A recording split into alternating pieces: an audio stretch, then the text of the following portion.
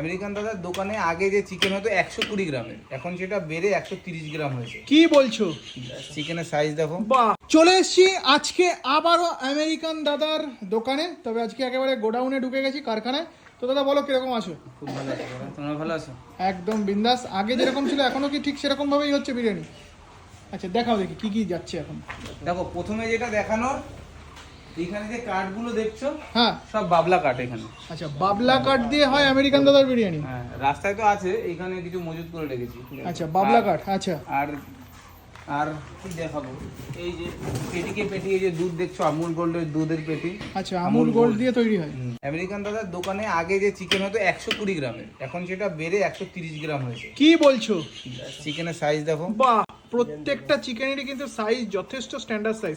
আচ্ছা, বিরিয়ানির দাম তো আগে 80 টাকায় আনলিমিটেড ছিল, বর্তমানে কত হয়েছে? এখন 85 টাকায় হয়েছে। এখন 85 টাকা। সব জিনিসেরই দাম বেড়েছে, মাত্র 5